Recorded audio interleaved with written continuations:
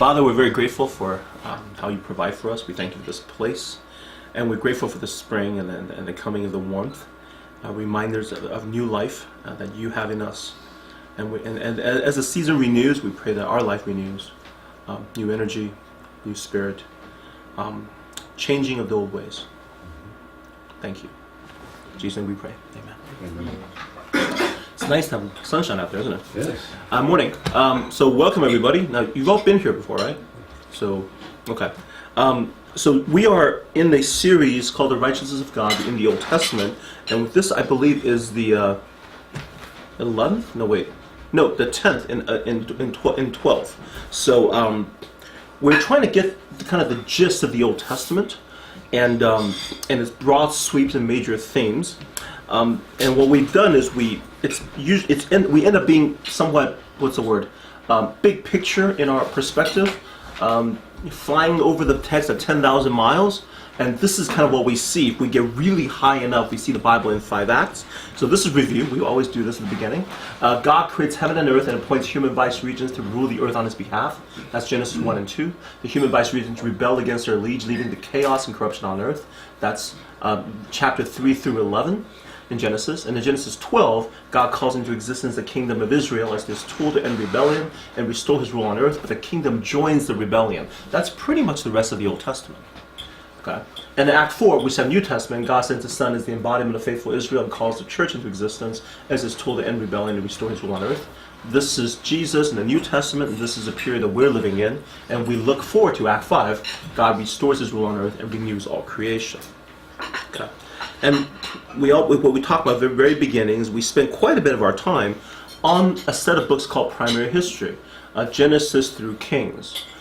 We talked about how these set of books were actually intentionally edited to be one book by somebodies possibly, in the exile, during when the Israelites were in Babylon. They stitched these texts together into a single narrative in which has two basic parts. Part 1 is Genesis 1 through 11, primary history, the basic problem, and then the rest is a story of Israel that begins with the patriarchs, the people, and then being delivered out of Egypt, and then the laws of the kingdom, the land of the kingdom, and then we have books on failure, and the Judges is a major book on the failure of the people, and then the gift of kingship and the failure of the kings, and then we have the destruction of Jerusalem and the temple and the end of 2 Kings, and that's the story of Israel. I call it the history of the kingdom of Israel, God's solution to the problem, because it turns out not to be much of a solution. Okay.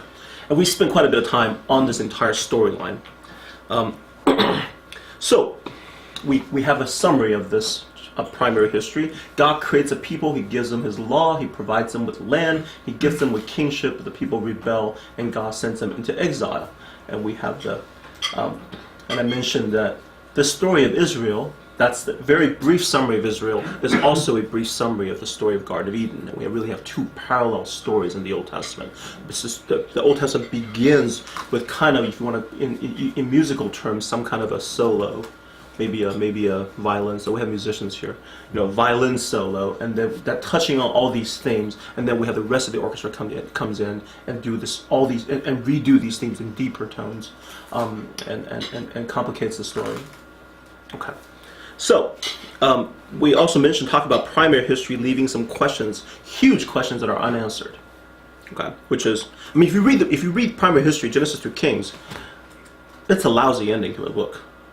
Okay, just imagine the Israelites who don't actually have the New Testament. Okay, and they read this and they think, really?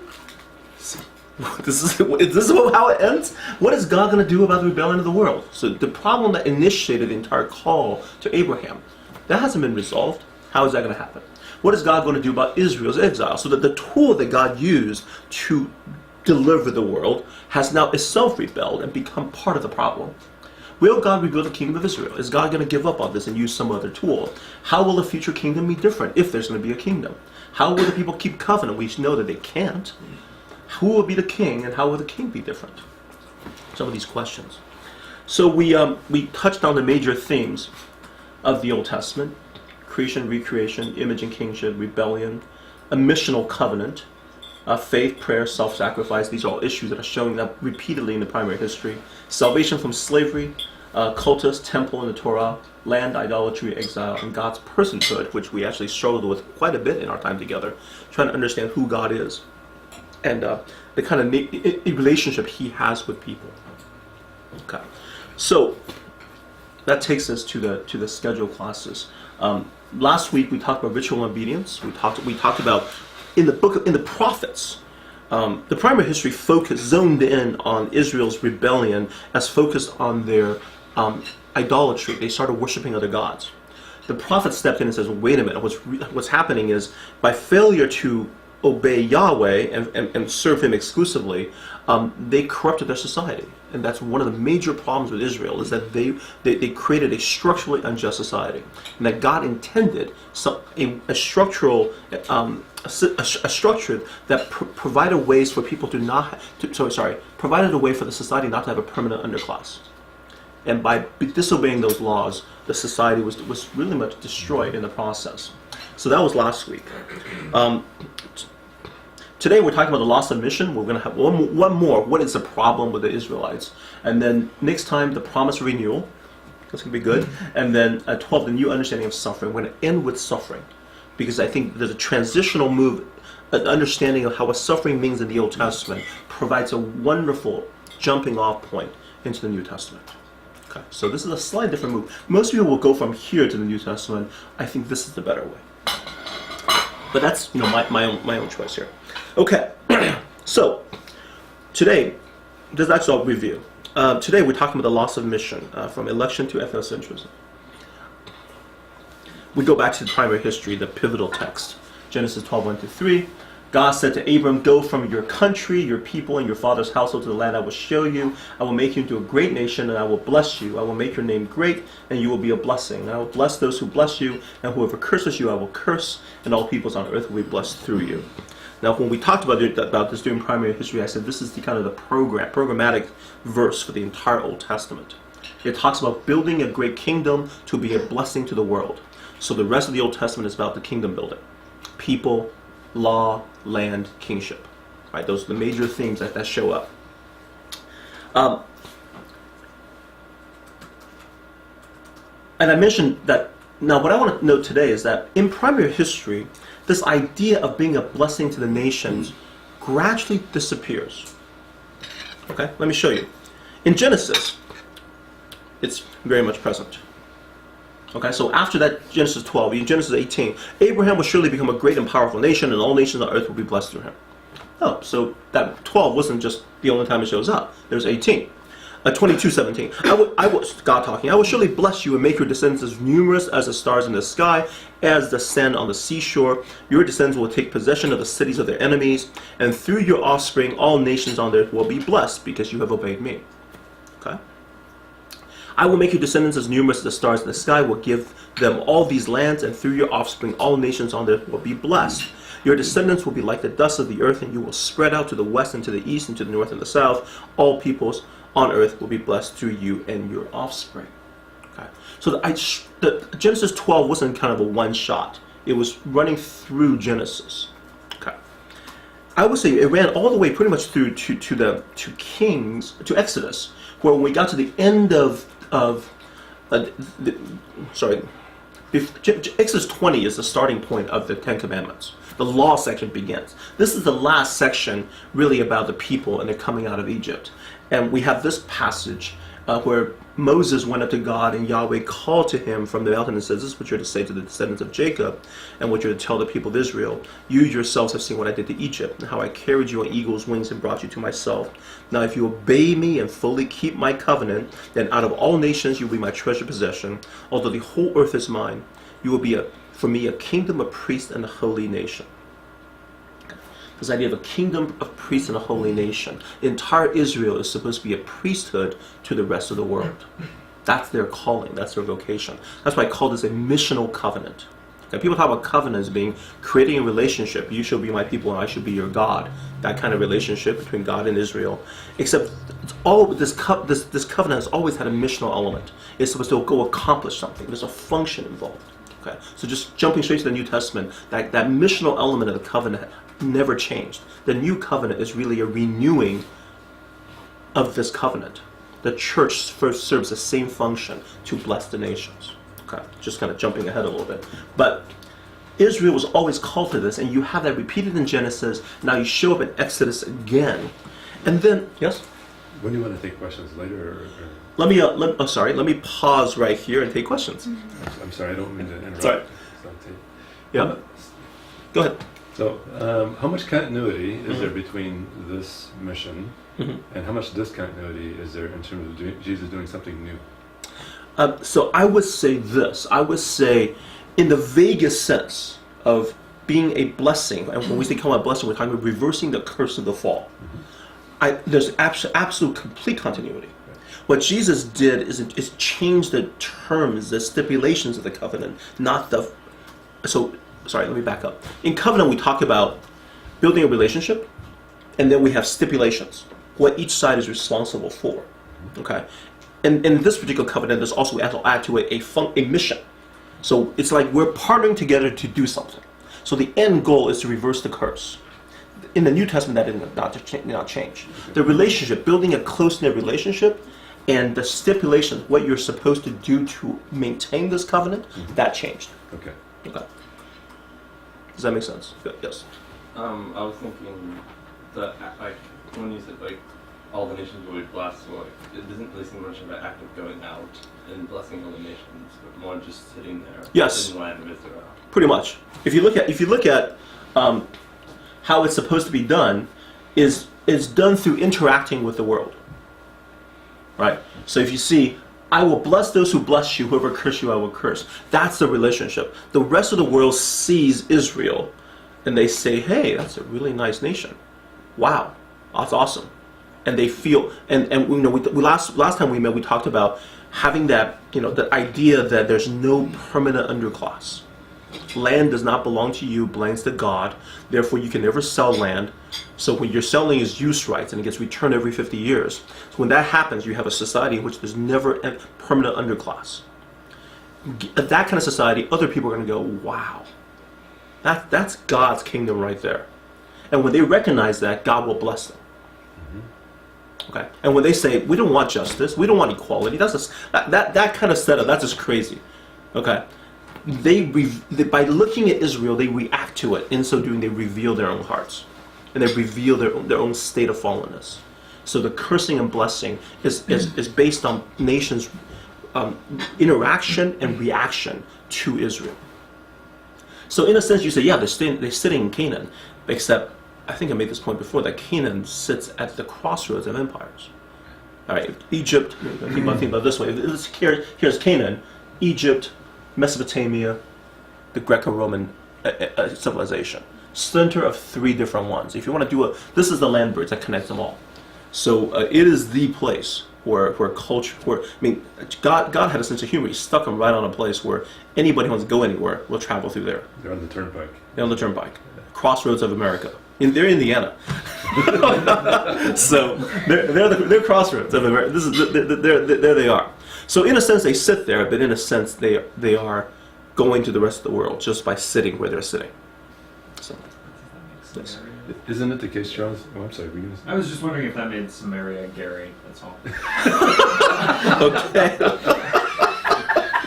All right. So, Charles, is it in Isaiah where it's like the kings will be coming to Jerusalem? Isaiah 2, they're flowing to Jerusalem to receive the bringing Torah. their treasures yes. in their So that's next time. That's the next time. That's okay. We're going to talk about salvation, universal salvation, and the promise of renewal next time we meet. But the kings do come. They all come. Yeah, they all come. That's the idea. So, but I'm talking about within primary history, there's a movement or a gradual decrease of this idea. You see in Genesis, you see it in Exodus, and then they start disappearing. I'm going to track it through primary history a bit. Okay.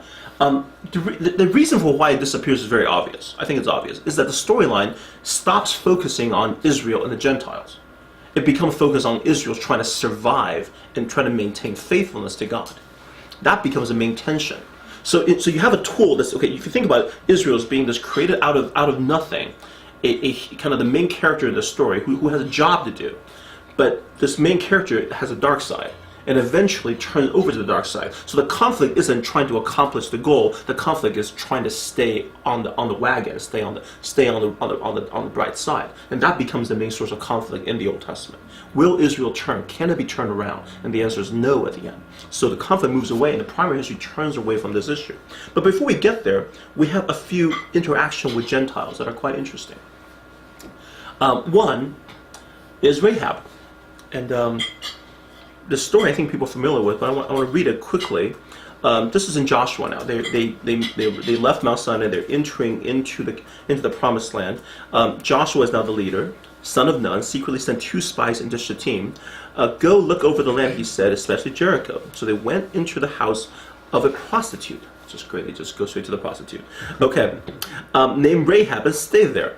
The king of Jericho was told, look, some of the Israelites have come here tonight to spy out the land. So the king of Jericho sent his message to Rahab, bring out the men who came to you and entered your house, because they have come to spy out the whole land.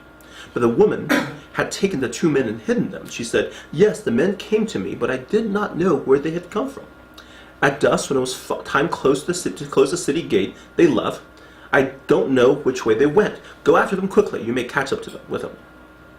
But she had taken them to the roof and hidden them under the stalks of flax she had laid out on the roof. So the men set out in pursuit of the spies on the road that leads to the fords of the Jordan, and as soon as the pursuers had gone out, the gate was shut. Okay. So Rahab lies to the king of Jericho and protects them. Why? By the way, just for people who think that the Bible does not, that Bible is always against lying, here's a case where it's pretty clear that Bible's okay with this. Okay. Before the spies lay down for the night, she went up to the roof and said to them, I know that Yahweh has given you this land, and that a great fear of you has fallen on us, so that all who will live in this country are melting in fear because of you. We have heard how Yahweh dried up the water of the Red Sea for you when you came out of Egypt, and what you did to Sihon and Og, the 2 kings of the Amorites east of the Jordan, whom you completely destroyed. When we heard of it, our hearts melted in fear, and everyone's courage failed because of you. For Yahweh your God is God in heaven above and on earth below. Now then, please swear to me by Yahweh that you will show kindness to my family, because I have shown kindness to you. Give me a sure sign that you will spare the lives of my father and mother, my brothers and sisters, and all who belong to them, and that you will save us from death. Okay. So we have the lying. We don't know why she does it. Now we suddenly have the revelation of why Rahab does what she does, which is she's a God-fearer. She believes in their God, Yahweh, who she actually proclaims as the God in heaven above and the earth below. Most gods are rather limited, the heaven God, the earth God, sea God. Here we have is a strong faith in this Yahweh God, and because of that faith, she actually enters into the people of God. Okay, there's a lot of text here, and I'm going to skip through this. She gets protected, and we're going to jump over this. Because I think it would take forever otherwise. I want to point out that Rahab shows up in the rest of the story in the New Testament quite a bit. But she is mentioned prominently in Jesus'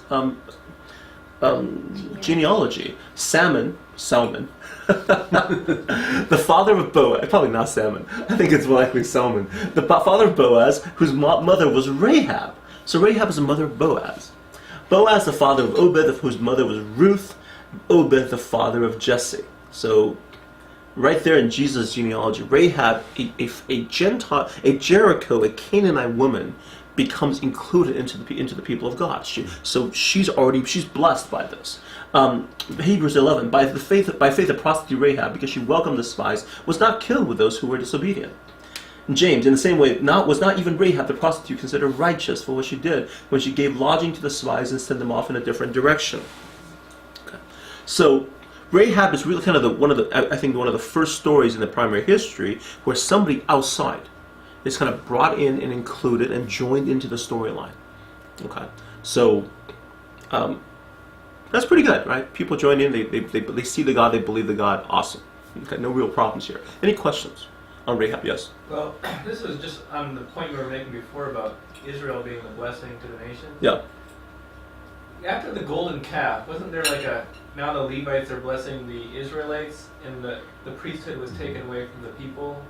It becomes more restricted, doesn't it? Yeah. Yeah.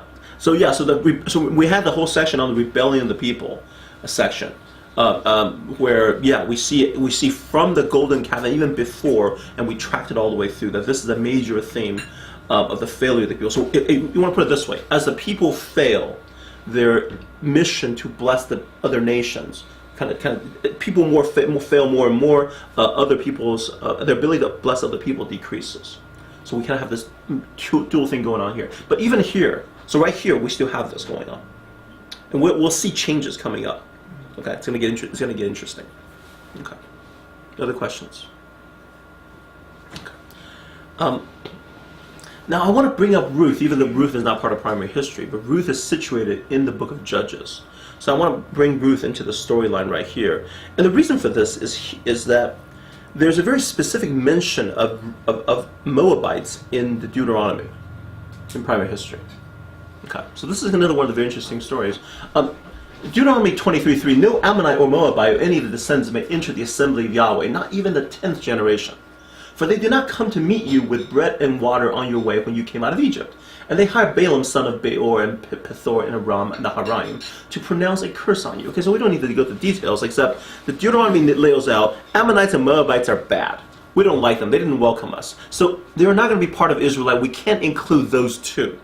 Okay? Even to the 10th generation. Okay. Now, when he said assembly of the Lord, is that different from the nation of Israel? I think he's talking about the nation of Israel, the whole congregation. Okay. Yeah. So this is where it gets tricky. Okay? Because you see in the book of Ruth, Elimelech, this Jewish person living in Bethlehem, they moved to Moab, and his two sons, Mahlon and Chilion, married Moabite women. Now, as you're reading Ruth, you know your Deuteronomy going, oh, it's not going to end well. And it doesn't. Mahlon and Chilion both die. Okay? So one named Orpah, one named Ruth, and after they lived for about 10 years. So we have that storyline, and then Ruth, the mother-in-law, Naomi, says, come home, and you know the story, and she says, go home, girls, we can't. 3 widows is worse than 1 widow. Because nobody wants to take care of 3 widows. Maybe just by myself I have a shot, but 3 of us, forget it, we have no chance. Go back. So Ruth replied, don't urge me to leave you or to turn back from you. Where you go, I will go. Where you stay, I will stay. Your people will be my people, and your God, my God. What we have here is from this line, you can see complete adoption, entrance into at least in her mind, I am now an Israelite. I am now Jewish. I am now a Yahweh worshiper. Okay, I am now joining the covenant people. Now that's what she thinks. How do other people respond to her is going to be an interesting question, right? Because in Deuteronomy it lays out this is not the kind of person you associate with. Okay, so we see in her first interaction with Boaz, the wealthy landlord. At this, she bowed down with her face to the ground because he's being kind to her. She asked him, why have I found such favor in your eyes that you notice me, a foreigner? See, she's very aware that she's an alien in this land. Right? That she is not part of the Israelites. She probably speaks Hebrew with an accent. Okay, think about it. You can tell she's a foreigner. Okay, and Boaz replied, I've been told all about what you've done for your mother-in-law since the death of your husband, how you left your father and mother in your homeland and came to live with the people you did not know before. May Yahweh repay you for what you have done. May you be richly rewarded by Yahweh, the God of Israel, under whose wings you have come to take refuge. Okay. So Boaz, representing Israel, says, come on in. Well, you're a foreigner, but you have come to take refuge with Yahweh. You are richly blessed. Okay, may God bless you for this. And there's not the sense of, oh, you're a Moabite. Oh, by the way, the word Ruth the Moabitess show up repeatedly in the book of Ruth. They keep pointing that out. She's the foreigner. Okay, if you never noticed the dynamic before, you got to read Deuteronomy and why the Israelites don't like the Moabites. And then when you read Ruth, you think, okay, they're intentionally sticking that thing out there so you can't miss it. This is a really strange relationship. Something that's make you think, is this supposed to happen? There's something illicit going on here. Why is she included? Okay. Is this kind of at the same level of international scandal as the Good Samaritan. We're getting there. Okay. We're getting there, right? We're talking about, right, not quite national In enemy. terms of offending. Offensive, right. Israelites. Because that very same passage in Deuteronomy is gonna be used for other purposes later on. So we're gonna take a look at that. But here, Boaz didn't think that's a problem, and the author of Ruth not only didn't think it's a problem, it's intentionally sticking it in your face.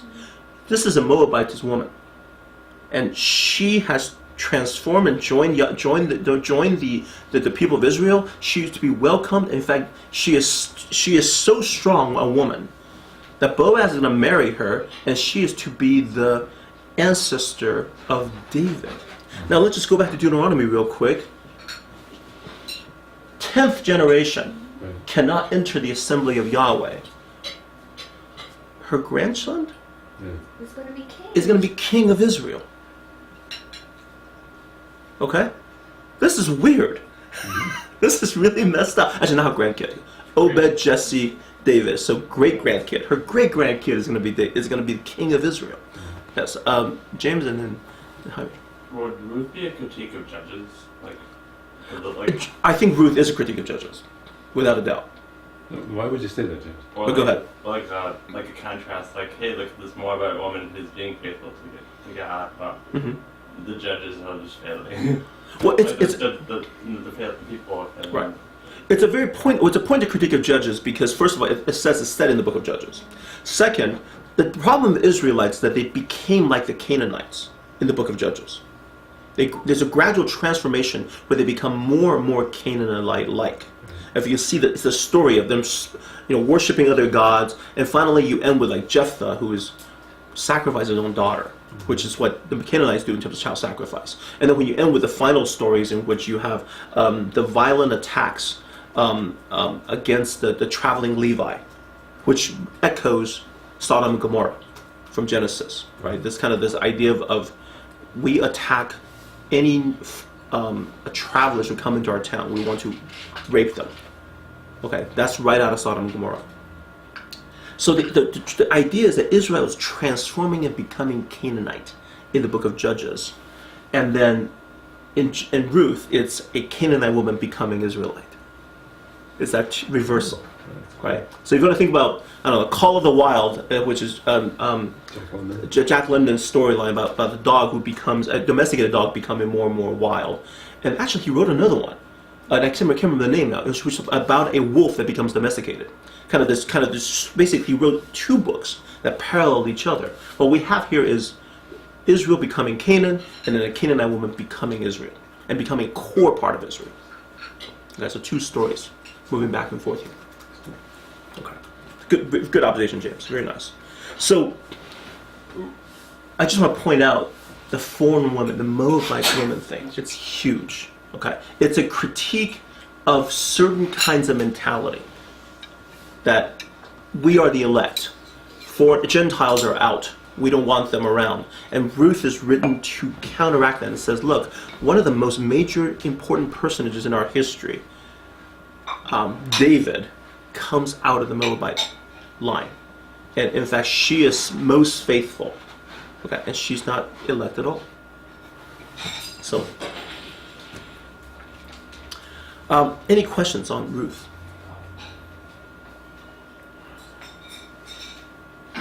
Okay. And then we're going to see a story that's we're going to start seeing changes now. Both Rahab and Ruth are following a particular idea of a woman joining the people. This is so you think, okay, one of the model in which Israel is going to bless the nation is that individuals will join Israel. They see Israel, they like it, they follow it, they fear the God, and they come right in. Okay. So here is a story that's going to begin to throw you for a loop. Yes. Ask a question about Ruth first. Sure. So, when the New Testament authors have the genealogy, is that an established genealogy, or are they creating something to make a point? Like, is Ruth's grandmother of David relationship? It's established in the book of Ruth. It's established in Ruth. Okay. Yes, and end of Ruth it says that's how it ends. So that's kind of like when you read this and go, it's kind of a neat story. Whoa, it's about David. Okay. Okay, it's like, wow. So you didn't realize that until the very last few verses, and then Jesse, David, it stops right there. You're like, okay. So yeah. So in fact, I would say those last few verses nails down the function of the Book of Ruth as a birth narrative for David.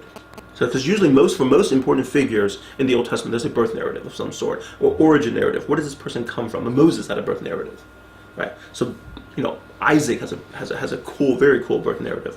So most of the patriarchs did. And here's David. I'm sorry, even Samson had a birth narrative. David didn't have one. Ruth is kind of an extended birth narrative for David. Okay. It's kind of getting back to where he came from, the kind of people he had in his past. So what the genealogy does do, though, is it makes Rahab the mother of Boaz. Oh, Boaz, right. Which doesn't show up. Right. Before, which I think is brilliant, because it's not how God works. Yeah. Because Boaz is probably the only man who could notice a foreigner and not be put off. So Yeah. I just love how God gently makes these. His mom's a Canaanite. Exactly. So, and so yeah. he sees Ruth and isn't put off. Right. Whereas perhaps in Israel I would have been like, ah. Yeah. That's very possible. The book doesn't mention that in Ruth, but in New Testament we find that out. Right. Yeah, that's true. So now this is one of those stories in this primary history that really should be astounding, but I think when we read it we tend to miss it. When this story shows up in my kids' Bible, kids' Bible, they usually focus on the maid girls who's been faithful to God and preach the gospel.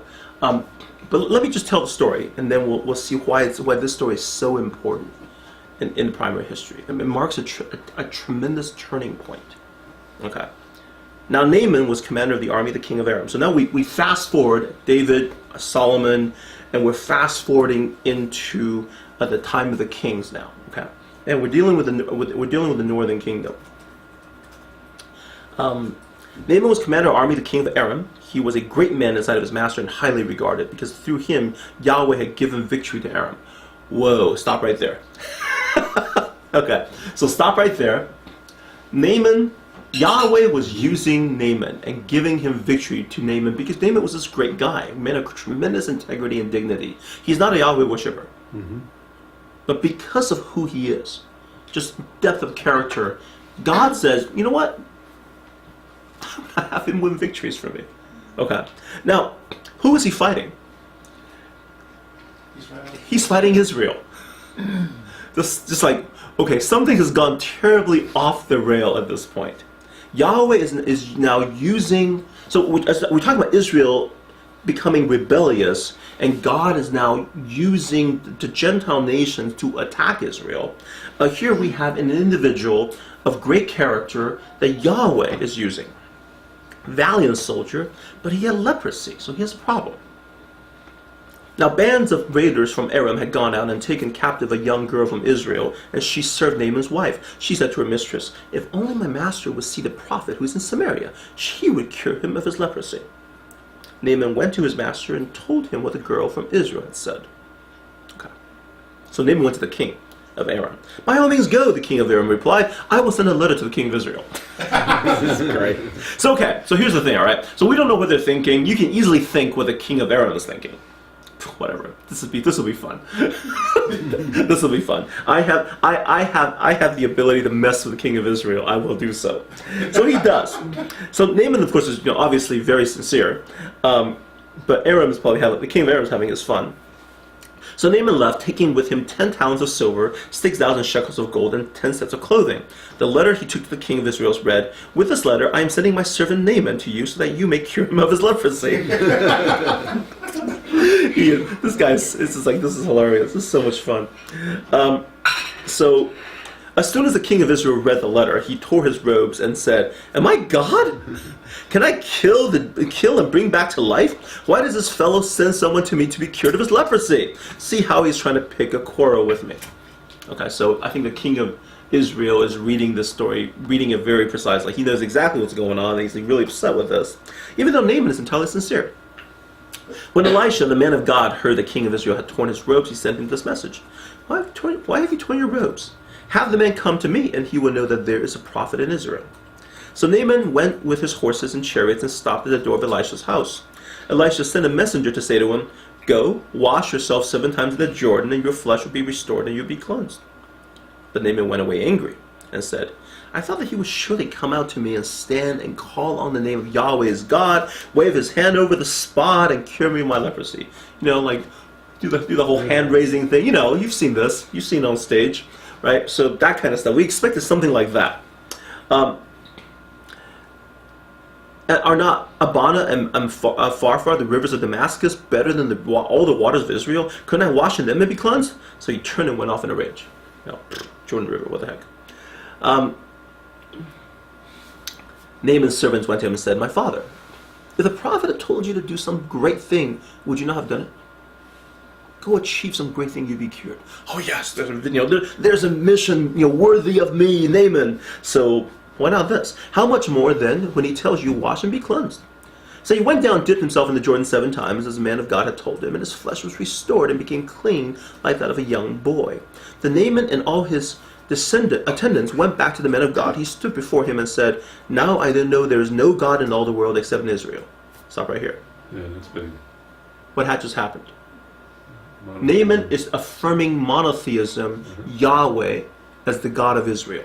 The God of Israel is the only God in the whole world. There is no other God. Okay, so he has now become more faithful Yahweh devout worshiper than most Israelites, who are worshiping all kinds of gods.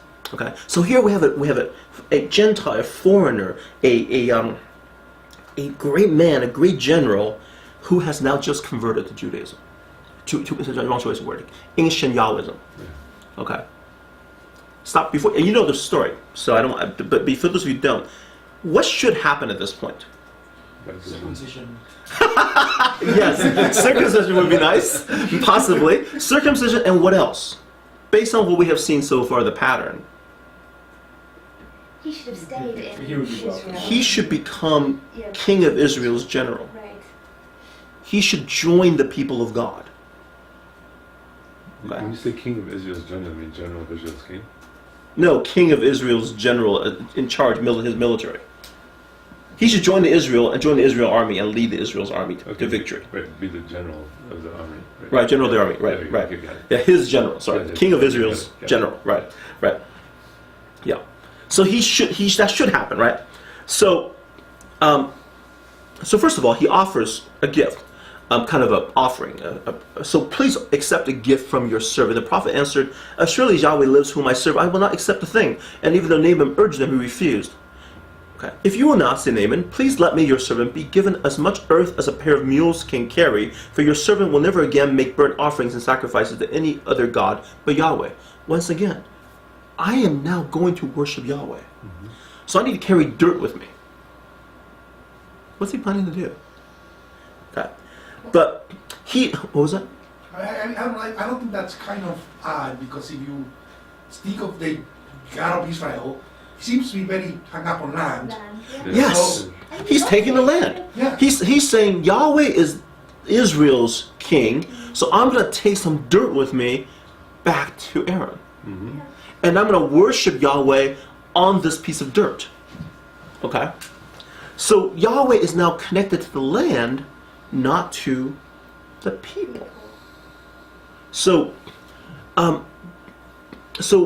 for your servant will never again make burnt offerings after any God but Yahweh, but may Yahweh forgive your servant for this one thing. When my master enters the temple of Rimmon to bow down, he's leaning on my arm, and I have to bow there also. When I bow down in the temple of Rimmon, may Yahweh forgive your servant for this. Go in peace, Elisha said.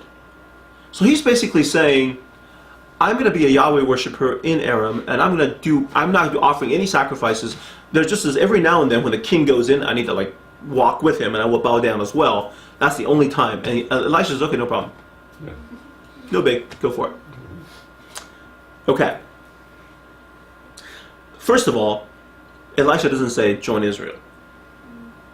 Okay. Second, he's going to go and as a Yahweh worshiper now attack Israel. Okay. We have the situation in which Israel, the nation elected by God, is now being attacked by a general who's a Yahweh worshiper, leading a Gentile army attacking it. Okay. So that's telling you something about the relationship, that what's going on with Israel. First of all, Israel is now, in a sense, not the place to go if you're a Yahweh worshiper. There's no way to include them in anymore. Previously, Ruth came in, Rahab came in. That's the place where you include people into the thing. At some point, Israel stopped being that place. And if you're a Yahweh worshiper, it's better you go to Aram. Don't come here, you're going to get polluted. There's no reason for you to stay here. Okay? And that's what happens to Israel and to Judah. Okay? But there was still some significance to the Promised Land and the Jordan River and There's something there, right? Something about the land. That God is attached to the land, not to the people. The joining the community is now irrelevant. Okay, I'm just thinking about it in terms of like a feminist perspective because of last night. Mhm. And wouldn't it be kind of easier for a woman to join Israel and they'd be better off as a God worshipper if they were in the nation, Right. whereas a man is more independent, so perhaps it'd be easier for him to go away and still be. So you're saying this is more of a male-female issue rather than necessarily a story of primary history. I think it's maybe Right. a factor. Right, it's a factor. I would say the idea of taking refuge in Israel. So I would say yes, you're right, of course. This would be very hard for a woman to pull off. Okay, but I would say the understanding there was no separation of religion and politics. If you're a Yahweh worshiper, you're part of the people of God. The people of God live in Israel. I mean, there's a temple right there in Jerusalem. That's where Yahweh is. So go worship Him there. I mean, that's the idea. So to have a Yahweh worshiper not be part of the people of God is odd, whether male or female. Or in fact, not odd. It's simply unheard of. This is the first time that it happens. Okay. Go ahead. Charles, I've heard you say more than one occasion that you think that the primary history, or Genesis to 2 Kings, is either has an editor or editors who are doing this, probably, Right. perhaps in exile. Do you think that this story gets included and gets told this way as a way of critiquing Israel, and that this story in particular is Yep. worked over in such a way as to make that point? Well, I don't know about how worked over it is, but it's definitely a critique of Israel. Yeah. Right, the relationship between the Israel and the Gentiles is now moving to the point. So remember the primary history. We're talking about failure of the people, failure of the kings. Even as recently as Joshua and Judges, we still have people being enfolded into people of Israel, and now we no longer do. People becoming Yahweh worshippers actually are not part of Israel. But, Okay, so let me put it this way: Yeah. if Naaman is a great general, he's getting these victories because he is got the Lord's favor. Would we say that Vladimir Putin is a great man and God is with him because he's taken over the Crimea and been successful? Will we make the same sort of judgment? And I would say, and what I'm getting at is that this Yeah. is way after the fact, right, kind of having worked it over. right. That sort of thing, and making those kinds of judgments after the fact. Because in the moment, I would have a hard time believing that they would say that. Oh, you mean during the time of Israel? Yeah, would they have told the story? That's a good question. I mean, we don't know when this is written, right? Right, We think this is. I mean, it can't reach its final form. I think in exile. Right. So, right. So let me go back up. What does primary history answer? The primary question is, why the heck are we in Babylon? Right. So how did we get here? Oh, wow, this is our story. From creation, we are as a special people given this job to do, and we completely blew it. So you're right. I think I would say underlying the entire storyline is this relentless critique of Israel, the Yeah. people and their gods. Right. So that would be the. It's just, I've had a hard time believing that a contemporary commentator would make that kind of judgment about this guy in the moment. Yeah. Well, except Elisha might. Yeah. Elisha did. Elisha Yeah. might. So Yeah. Elisha would be the one who says, yeah. Because remember, the prophets thought very poorly of the kings Yes. in Israel. I mean, there were no good kings in Israel, not a single one. Yeah. So the idea that for prophets to come along, even for Elijah, remember Elijah says, there's no one left but me. I'm the only person faithful to you. Yeah. And God said, there's no 5,000 left. But okay, I take your point. I'll have Elisha replace you because you kind of lost it. Right. But there was always a prophetic voice that's very much struggling against this. So the idea that some contemporary might write this from the prophetic side. Yeah. Let's say one of Elisha's disciples Right. who says, this guy's awesome. And he's like, oh my gosh, he's just going to be a Yahweh worshiper. oh my gosh, he's not coming with us. What's going on? And he's probably like, if he's recording the story, he's thinking along these lines. Right. What Elisha's doing. Elisha's saying, go in peace. You're fine. You're fine the way you The are. story it actually makes that point even more when it talks about what Gehazi does and how Naaman continues to be justified, whereas the representative of Israel is really Yes. awful. Yeah, I skipped that part, but Yeah. you're right. The person, the servant goes ahead and lies and deceives and ends up getting the leprosy. The leprosy transferred from a Gentile to an Israelite. Yep, so Okay, that's- once again, the storyline is moving, right? Faithful worshippers going out that way, leprosy's coming in here. And can I also say, I mean, Yeah. taking off what Karen mentioned Yeah. in terms of just the intersectionality of What? sorry, John, of being a woman and Mhm. and of power and ethnicity. I mean, the first instance of Yahweh sort of Israel being established in Naaman's house is actually that little servant girl. So Mhm. he's already there. I mean, the landlord, the people Right. have already made a home for Yahweh there. Right, And I like how that's also part of the story. right. Charles, can you say something about how to read narratives in terms of just getting normative stances out of narrative stories? Okay. Because you might be tempted to say, you know, he would have been better off had he stayed and become Israel's general, you know, that sort of thing. Right, right, But he didn't. But he's not judged for it harshly inside the story. right, But we might be tempted to draw that conclusion. right. So how do we know what Okay. conclusion to draw when narratives Very, don't tell us very specifically? good. Very good. Yeah. So this is a big question. Yeah. How do we establish an evaluative framework within a narrative? Mhm. Okay. So some basic rules. We don't have, generally speaking, and let me say generally speaking, not because I would actually cast doubts on Ezra and Nehemiah, but I would say if generally within primary, let's back up. Within primary history, we're usually dealing with omniscient narrators. The omniscient narrator are what we call prophetic narrators, prophetic authors. They are speaking with the authority of God. They actually tells you exactly what God thinks in certain situations, which you think, there's no way anybody can do that unless they're thinking, you know what, I know what God is thinking on this. There's kind of a sense of inspiration given to them. So when the narrator tells you something, like the narrator is making an assessment, an evaluation, that's an evaluation you can take. So start from that. When the narrator doesn't, the narrator voice is absent, like in this story. Okay. What we do know, first of all, that Yahweh gave victory to Aram because of this man. Okay, so we have that. So you look at narratorial voices. The next thing you look at is voices of characters. When God says something, okay, you can trust that. Yeah. And then secondarily, you look at of the voices of prophets. So Elisha, Elijah, those kind of characters. When you have something like, go in peace, Elisha said. Okay, strong confirmation that this is okay. This entire plan has been approved by the man of God. You're in good place. You're in good shape. Don't worry about it. Okay.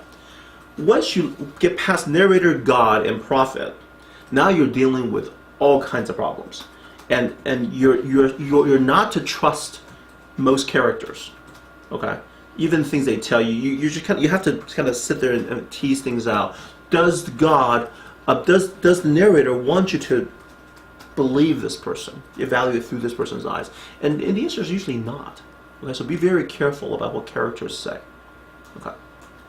So, but that's one way, but there are structural ways in which, okay, this is going to take forever. Yeah, Because that's good enough. I just for the realized that moment. that's like 2 chapters Yeah. out of the book. Right. So I'm going to stop right there. And just in terms of characterization, okay, but it's going to take a while. Yeah. So, So, Charles, would you Yes. think that Elisha would have given a different answer if he were the prophet of Judah or Judea as opposed to the prophet of Israel? oh, that's a good question.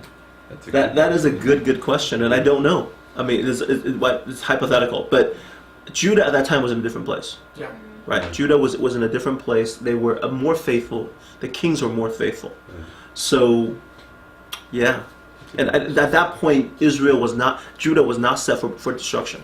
Right. So, Could we then say that perhaps that this history was worked over by Judean editors, making specific kinds of critique of Israel?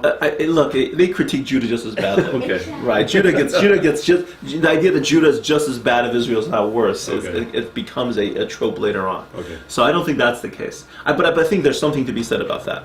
That at some point, Israel is no longer the place to include people who are the true worshippers of God. You'd be better off going back to Aram. Okay, because this is not the place for you. Is there a like Israelite writing tradition and a Judean writing tradition, and they're different books of the Bible? So this is where, okay, let me give you the data, then I can tell you what people think. Let me go back. Let me spin backwards. Lots of people try to do a lot of different things with the text because we're always trying to look at the composition history. Not always. 19th century, early part of the 20th century, biblical scholarship was very focused on where did the Old Testament text come from. They try to pull it apart and identify which strand came from where, what tradition, and they try to argue for that there's a 9th, 10th century prophet in the north. During the destruction of the north, it came to the south. It got merged with southern texts and tradition. A lot of people trying to do work like that. Okay, that work has become seriously unfashionable. I would say in the last 20, 30 years in biblical scholarship, simply because you're arguing in circles because there's no evidence. And I think I made the point that Dead Sea Scrolls is the earliest text we have of Old Testament texts, around 200 BC. The exile was around 586, so there's a 300-year gap. In terms of before that, the production, we have one amulet that covers half a verse out of Numbers that we can probably date back to around 9th century. That is it.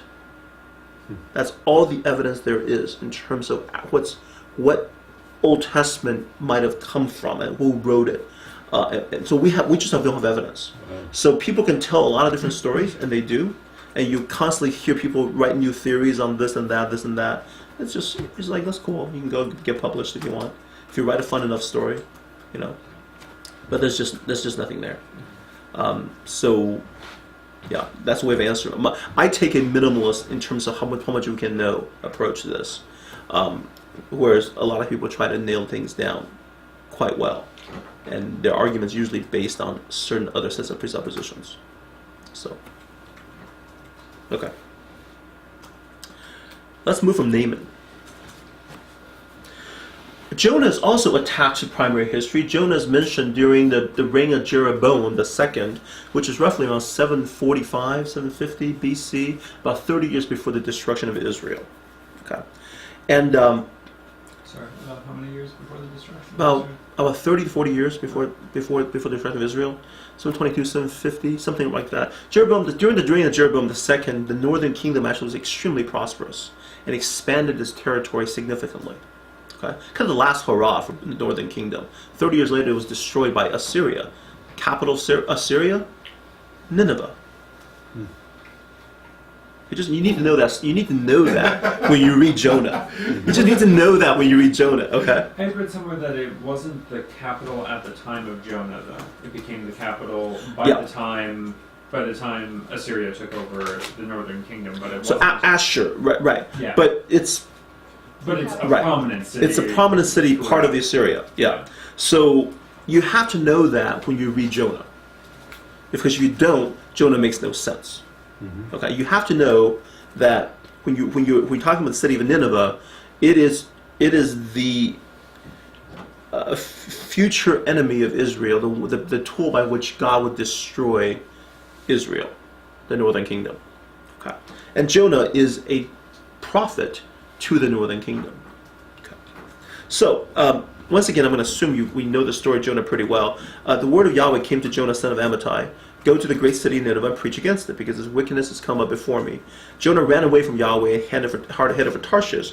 He went into Joppa, where he found a ship bound for that port, and paying the fare, he went aboard and sailed for Tarshish to flee from Yahweh.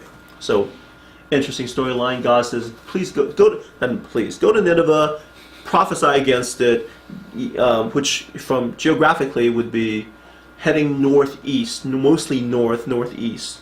He goes south, southwest, gets on a boat, and is heading out to Tarshish, which is possibly in Spain, which is really far away. Okay. He's going to try to flee from Yahweh, which is an interesting idea. The rest of the story you know. Right? He gets on a boat. The boat gets swamped by storms. And the people in the boats are like, what is going on? We need to pray to God. They wake Jonah up. Please pray to your God. And then they draw lots, and they find out that the person who is at fault is Jonah. And they ask him what happened, and Jonah says, I'm trying to run away from my God. Sorry, this is why it's all happened to you. The way to solve the problem is throw him into the ocean. Okay, which means he's trying to commit suicide.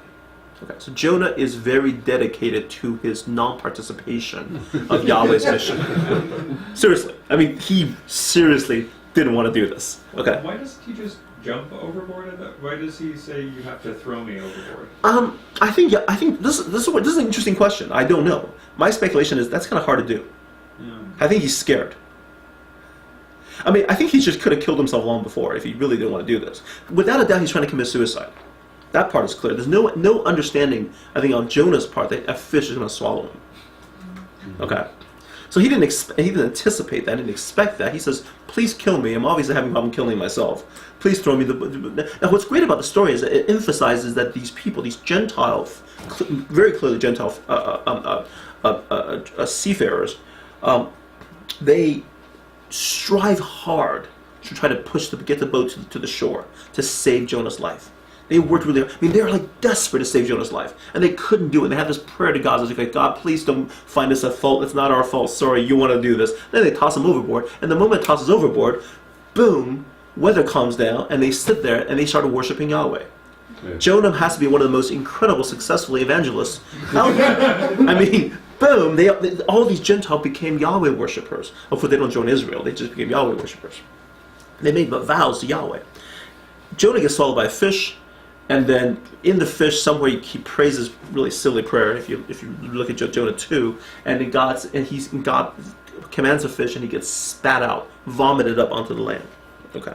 Charles, Yes. is there a sense that the sailors' worshiping of Yahweh after Jonah gets thrown in does make Jonah a very good representation of Israel? Because there are plenty of passages that say, okay, if you are not going to be Yahweh's, if you're not going to be my witness, because you're doing what I say, you will be my witness Regardless. because I'm going to bring wrath on you, and everybody's going to be like, whoa, Right. Yeah. what did they do? And then somebody else is going to tell them they messed with Yahweh. Right. This is interesting, and isn't it? Here, Yeah. there's Jonah, and Jonah's disobeying, Right.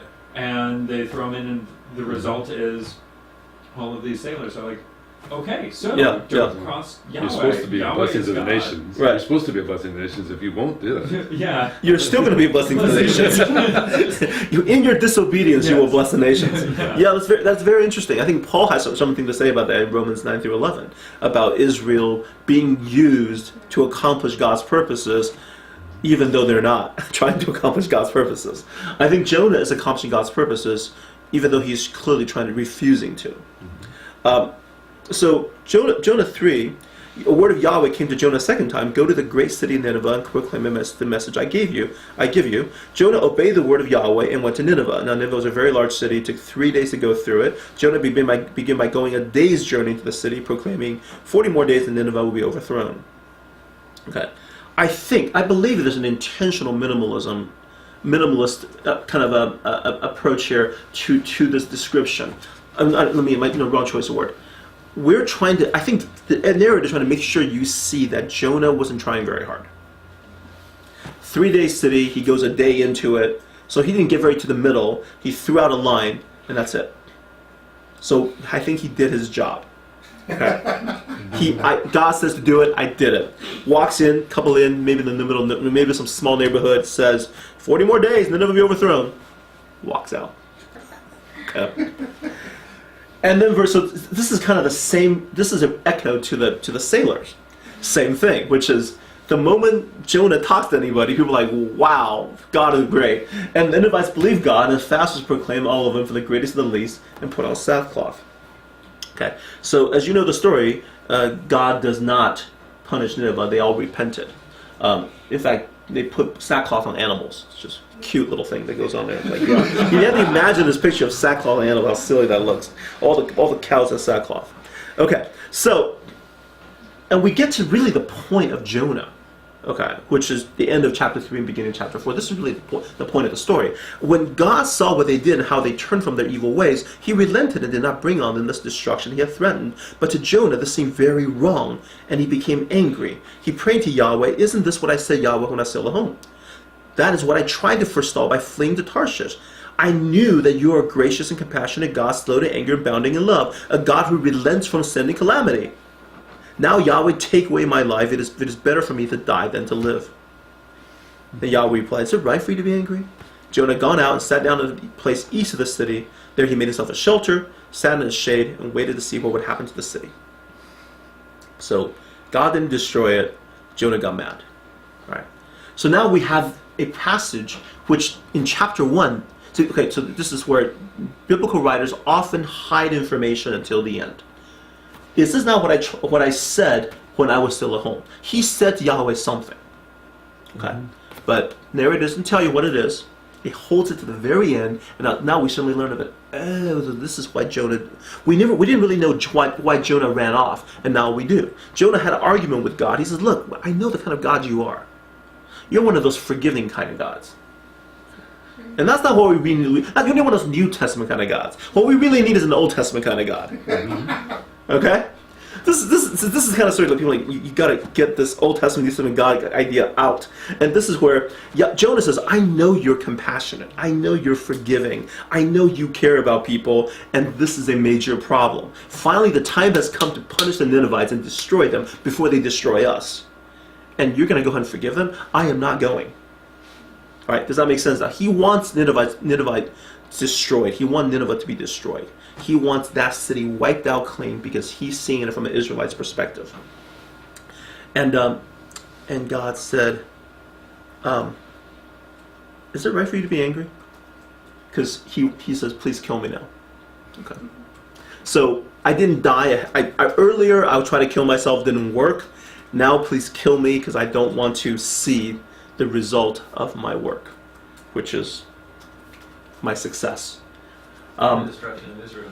Right, as well as the destruction of Israel as well. Right, as a result. And then he does a typical child thing. He sits there. I'm going to wait to watch. God's going to destroy it. I'm going to sit here until God destroys the city. It's like, I am just going to watch. He already knows God's not going to destroy it. But it's like, okay, I am now peeved. I'm going to hold my breath until I turn blue or something. I'm going to sit here and stare at it until it gets destroyed. So then so the entire book, God's like doing these little things. You got the storm, you got the whale, and now you got a plant comes up. And God's messing with Jonah, or educating him. God provided a leafy plant and made it grow over Jonah and give a shade for his head to ease his discomfort. And Jonah was very happy about the plant. But then on the next day, God provided a worm which chewed the plant so that it withered. And when the sun rose, God provided a scorching east wind, and the sun blazed on Jonah's head, so he grew faint. He wanted to die and said, "It would be better for me to die than to live." And God said to Jonah, "Is it right for you to be angry about the plant?" "It is," he said. "But I'm so angry I wish I were dead." But Yahweh said, "You have been concerned about this plant, though you did not tend it or make it grow. It sprang up overnight and died overnight. And should I not have concern for the great city of Nineveh, in which there are more than 120,000 ant people who cannot tell their right hand from their left, and also many animals, and dogs and cats, and all kinds of cute animals." Who were also in sackcloth. And what is sackcloth? So the book ends here. The book of Jonah is clearly a rebuke against Israelites, beginning to focus more and more on their own survival. Gentiles are becoming seen not as people to be blessed, but as sources of threat. Right? So you have Rahab come on in, Ruth come on in, join us. And then we have the turn. The Naaman was turned away. Well, not turned away. The prophets, you can go back there. And now within prophets even, there's the idea that, Gentile nations are dangerous. And it's better for them to be destroyed. Okay? Because they are. And so this book is really kind of challenging that God cares about these people. That God is not just focused on Israel, God's care about the whole world. That's always been part of the mission. And you're forgetting the mission. You're forgetting the mission. When it says it sprang up overnight and died overnight, do you think he's referring to Israel? Nah. Well, I mean, he's talking about the plant, obviously. He's talking about the plant. Right. The plant is the analogy Symbolically. Yeah. Because Jonah is concerned about this plant. Right. And Right. and God is saying, this plant came up and it died. Yeah. I tended it, I made it grow. Well, I think I don't know how far you can push that, but it's certainly the idea of Israel as a plant that God tends and comes up and then gets destroyed is in the Old Testament. But I don't know how much is in here. That gets a little tricky. I would say the intention is to contrast something that's so temporary, so ephemeral, come up one day, dying one day, and having concern for it, and you're not having concern for the people in Nineveh. There's a callousness of heart here, and a degree of proportionality that's absolutely lacking, that I think God's really critiquing. Yes. Doesn't Assyria get destroyed though? I'm sorry? Doesn't Assyria get destroyed? It does indeed. So what's interesting about this, you should read Nahum. Okay, I don't know, people don't preach from Nahum very often. Probably a good reason for it. Read Nahum, it's not very long. It's all about Nineveh's destroyed. Yeah, Nineveh's going down. So I love the fact that inside the prophetic books, what we call the minor prophets, there's the book of Jonah, and there's the book of Nahum. Right. Okay, and they're like sitting there. You read one going, okay, God cares about the Ninevites and really wants to bless them, and then he's just like, yeah, Nineveh's going down. Okay, and God's on our side. God's going to bless Judah. It's like, this is very interesting. There's tension in the Old Testament. I didn't put Nahum up here because it would make this discussion way too long, because there's a lot more text we need to get to. But read Nahum. Okay, get a chance. It's all about Nineveh. Okay, all about Nineveh. It's celebrating its destruction. Don't they get even more amped up in Isaiah, where Cyrus, who's the enemy, suddenly becomes God's anointed? We'll get there. Well, I may not touch Isaiah precisely, but I will get to the Cyrus issue. But yeah, so tension. Gentiles were to be blessed. Now, because Israel's rebellion, Gentiles are now becoming sources of threat. How do you maintain that mission to the covenant when the people you're trying to bless are trying to kill you now, and God's using them to destroy you? Okay. What do you do?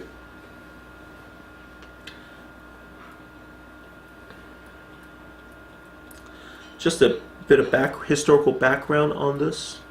The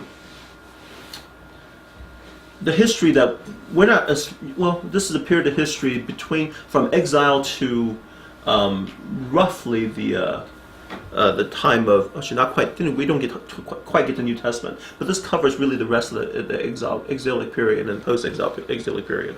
586, Nebuchadnezzar, Babylon captures Jerusalem, and that's the end of primary history. We have Cyrus, the king of Persia, conquers Babylon in 539, and then Cambyses conquers Egypt, and then we have Darius, who is kind of the height of the Persian Empire. They had battle with Greece, and this is where, if we started Western history, the Greek stories of battle with Persia shows up here. You've seen like 300, right? No, not yet. Or the rise of the empire. This is really about Greece versus Persia, right here. Okay, so the stories between Greece and Persia, Thermopylae, I think it was what 300 was supposed to recall, one of the great defensive battles of the world. Military history. Would have been so much better if they had had even just the slightest, either Esther or Xerxes' wife before Esther, Vashti, shout out. And right, that would have been interesting. They really missed it. Well, they really demonizes the Persians, right? We're supposed to be very much on the Greek side, so very, very much a very Western movie, because this is really a battle between Asia and Europe. So this is a East meets West battle between the Asian empires and the Western empires, and at this point, Persia was massively powerful. I mean, Persia has control of Iran, Mesopotamia, Egypt, and all of Asia Minor. They were going through the Aegean Sea, attacking into the borders of India. It says they were extended fully. I mean, it was a massive empire. But it fails to defeat Greece, and Xerxes fails to defeat Greece, and then things begin to fall apart for the Persians. Egypt rebels, and so Persia signs a treaty with Greece. And then, of course, there's a brief revival in Darius II when they control Asia Minor during the Greek Civil War. And then Egypt finally fully breaks away, and the western half of the empire rebels. So Persia is now undergoing structural political upheaval. Even though Artaxerxes III reconquers Egypt, Darius III then, the empire was weak. And then Alexander the Great shows up and then just wipes out the entire Persian Empire. Okay, the world changes. The entire, what we call Middle East, I guess we call the Near East, becomes European overnight. To go from an Asian civilization to European overnight. So, now I bring this up because these names start to show up. Like Artaxerxes, like Cyrus, like Nebuchadnezzar, they start to show up in the Bible. Okay?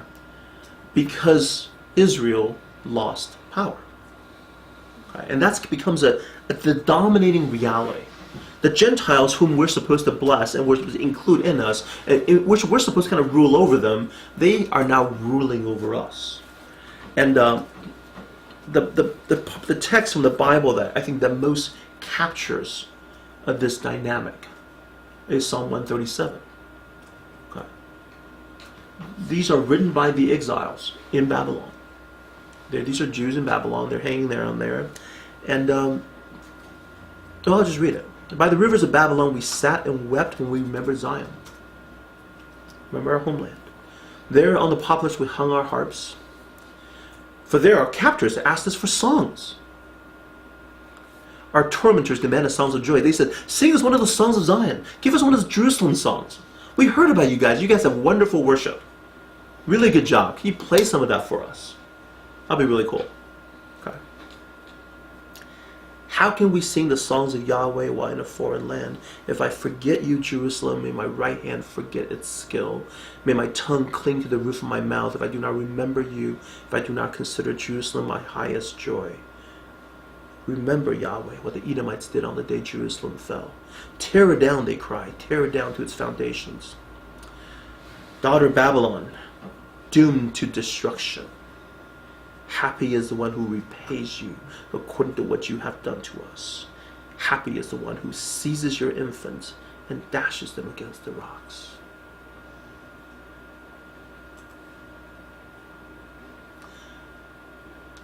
Blessing to the nations. We have a mission. Israel's given the blessing to the nations. Because they failed, their relationship to the nation become complicated. Right? Because they failed to remain faithful to God, to be a light to the nations swallow it up, empowered by God. But because of that, now their relationship with the Gentiles are strained. Right? They instead of blessing them, they fear them, they hate them. Okay? And that becomes all wrapped up in their religion. Okay? This gets very, very tricky. Any questions on this psalm? I mean, I think it's obvious what's going on here. That the rawness, intensity of hatred and pain is just right on the surface. Are we as readers supposed to celebrate that last verse and that sentiment? I think we're supposed to. Or even just the entire psalm. I mean, yeah. It's I think in one sense kind of easy to focus on the last two verses, but the entire part. If the theme is Israel is supposed to be a blessing to nations, and here the captors are asking for songs of worship to Yahweh, and they're saying, "How can we do that? We can't do it." Mm-hmm. Yeah, but that's interesting. They didn't have it. They didn't have the ability to sing about Yahweh in a foreign land. And yet, this is still in the Psalter. This is in the Psalter. So that's an interesting idea. So we're bringing into some questions about how we read the text. Let me save that discussion to the end because we're going to touch on Ezra and Nehemiah as well, and we'll have more to say about that. Okay, but I would definitely say there's a major contrast between this one and the idea of blessing to the nations. This theme is now being problematized by the failure of Israel, and if Israel fails and the nation Gentiles are destroying it by Yahweh's command. Yet the people now have this hatred for Gentiles. Why daughter Babylon?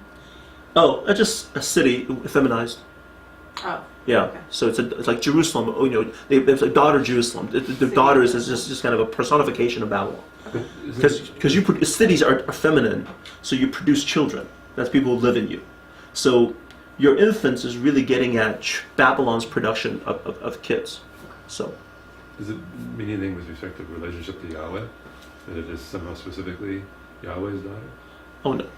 No. Okay. Cities tend to be feminine Okay. because they produce children. Jerusalem's a daughter, a woman, a mother. That happens quite often. I was going to say that, verse 9 looks to us rather, it is rather cruel, Yeah. but it comes right after verse 8. And verse 8 says, they did this to us. Yeah. So why shouldn't they get to pay with what they did to us? I know, exactly. Right. So within the law, I mean, for us, it's, Israel failed, therefore it's punished by God. It's now in exile. Okay, we can understand that rationally, but what I want to get at is the emotional. That now it's Israel and its relationship to Gentiles become very problematic. Okay. And this is going to raise up all kinds of questions about how suffering is supposed to work, which we'll touch on much later. Okay, let me get to the final big chunk of text we're going to look at today. And that is the return from exile, Ezra and Nehemiah. There were 3 returns. The first happened around 530 A, 530 BC, was under Zerubbabel, authorized by Cyrus. If you read through Ezra and Nehemiah, you will be kind of... I think the part you can't miss is how many letters they refer to from the emperors of Persia. The Persian kings and emperors become a kind of a undeniable elephant in the room. Just it's like we don't have authority. We have no power. All our power is derived from how we can please the kings of Persia. So you start with this. I mean, God's using them, yes, but it's very much about them, and we need to please them. We need to make sure they're okay. And it gets very interesting this way. In the first year of Cyrus, king of Persia, in order to fulfill the word of Yahweh spoken by Jeremiah, Yahweh moved the hearts of Cyrus, king of Persia, to make a proclamation throughout his realm, also put in writing. This is what Cyrus, king of Persia, says. Yahweh, the God of heaven, has given me all the kingdoms of the earth and has appointed me to build a temple for him at Jerusalem in Judah. Any of his people among you may go to Jerusalem in Judah and build the temple of Yahweh, the God of Israel, the God who is in Jerusalem. And may their God be with them. And in any locality where survivors may not be living, the people are to provide them with silver and gold, with goods and livestock, and with free will offerings to the temple of God in Jerusalem. Okay. So we have this beginning part where Cyrus is now authorizing the building of Jerusalem instead of, say, David or Solomon. Right? This is Cyrus doing this. And then we have Zerubbabel getting back to the place, and it's a big long list of people who went back there. When the enemies of Judah and Benjamin heard the exiles were building a temple of Yahweh, the God of Israel, enemies, they came to Zerubbabel and the heads of the families and said, "Let us help you build, because like you, we seek your God and have been sacrificing to him since the time of Esarhaddon, king of Assyria, who brought us here." But Zerubbabel, Joshua, and the rest of the heads of the families of Israel answered, "You have no part with us in building a temple to our God. We alone will build it for Yahweh, the God of Israel, as King Cyrus, the king of Persia, commanded us." What's going on? Circling wagons. It's weird. There's people living there who want to help, and they're saying, "No thanks." Okay, who are these people? Well, these are people that the Assyrian king... Okay, we need to go back a little bit. When the northern kingdom, Israel, was destroyed, the Assyrian foreign policy was to remove any temptation for rebellion. We do what we call population transfer or migration. So here are the northern Israelites, northern people. We move them and scatter them somewhere else, and we bring some other people in. And this was actually recorded in the book of Kings, where these people came in here, and they didn't know what to do, and they actually came down to Jerusalem and asked for help. Like, can you send somebody up here to help us worship the local gods, because we don't know how to do it? So they actually helped them, kind of created a bastardized version of Yahwism. to deal with the fact that this, we don't know the local deity here. Okay, the idea of local deities, very strong in the back then. Okay, so these are the people who he says we've been sacrificing to this God, to the God you worship, when the Assyrians brought us here. Now these were eventually the Samaritans. Okay, and the break between the Samaritans and the Judeans happened right here.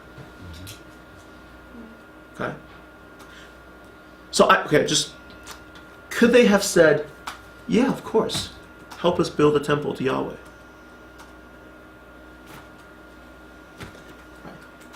Because later on, when Jesus meets the woman at the well, and she says, well, you guys worship in Jerusalem, we worship at this mountain. That's because they had to fix their own place of worship.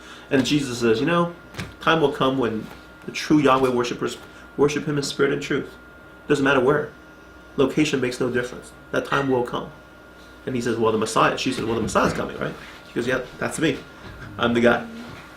Right. So you have that story, and now we're kind of tapping into some of the dynamics that are developing. In New Testament, if you read this, you can start to get, this is laying the table for the New Testament. Samaritan story is happening right here. Why? Because a group of returnees came back and they said, ooh, we're nervous about these people. Okay, we don't want them to join us to build this temple. Now here's the question is, the text clearly labels them as being enemies of Judah and Benjamin. Were they enemies before they tried to help out, or did they become enemies because they were refused?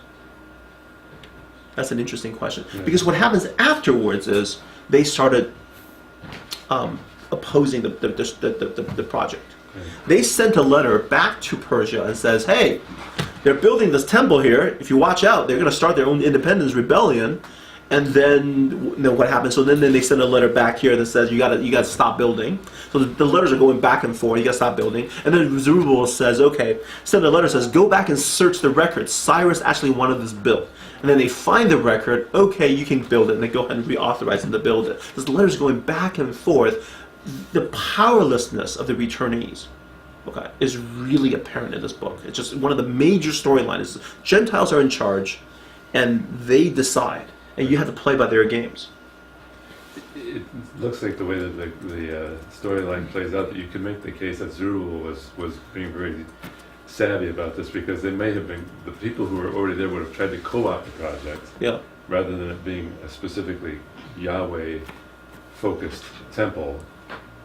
Rather, because of the way that some of the characters that get spelled out, particularly Nehemiah, Yeah. it looks like these guys aren't really on. They're about their own power and their own establishing their own thing. Right. These guys come back. Okay, we'll Right. we'll co-opt whatever it is that they want to do. Right. What's actually going to Right. be about that? Well, they're very interesting. I think that's an interesting question, Yeah. and I think that is this a good decision? Right. What we know for sure is that this was a let's keep out. It's very much it's a defensive position. It's a we're kind of weak. We're afraid of being polluted. Right. So let's stay as pure as possible. That mindset, kind of a bunker mentality, and we're going to keep you out. And this led to the Samaritan and Judean breach in the New Testament, and in one that which Jesus will seek to unite, and actually heal the breach. Okay. So that's an interesting point, that when you start tracking these storylines into the New Testament, no, Jesus doesn't want to keep out. Jesus has no desire to keep out the Samaritans. He quotes out of Jeremiah, "My temple should be a temple for all nations, a prayer place for all nations." But we'll get to that in a bit. Okay. Let's keep going. I think we're going to get to something that you're talking about. So are the enemies of Judah and Benjamin the other tribes of Israel? No, these are the people who later on become Samaritans. Okay, so Samaritans are not related to the other 10 tribes. No, not at all.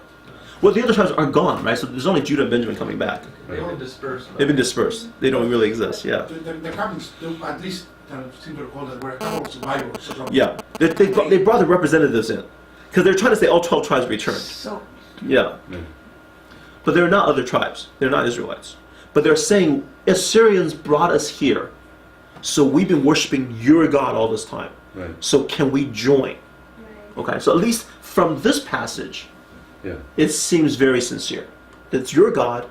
and we've been worshiping your God. Can we jump into this project from the very get-go so it becomes our temple as well? Okay. And the moment they said no, they started opposing it, which is understandable, because we don't get our own temple. How come you get yours? Well, I had read that they were intermarried with the 10 tribes. So it's all mixed at this point. We're at that Yeah, point, right? so I yeah, mean- it's a big mix. Yeah, But but they're the idea is intermarried. that they're not right. They well, I don't know about intermarried. They were moved out. The northern tribes were dispersed. 100%. Well, I don't know 100%. Right. See, I I mean, think the there idea was- is mass migration, There was. Yeah. And forced migration. forced migration and kind of integration. You're going to melt into the rest of this. They did Yeah. intermarry, and that's why they disappeared, because they intermarried with the others. Yeah, outside of Israel is the idea. They intermarried. They were moved. They were moved. The difference between Babylonian and Assyrian policy was that Babylonians only did a brain drain. They took the elites of a land, took it out of there, and pulled them to Babylon. And they allowed left. them to keep their ethnic distinction.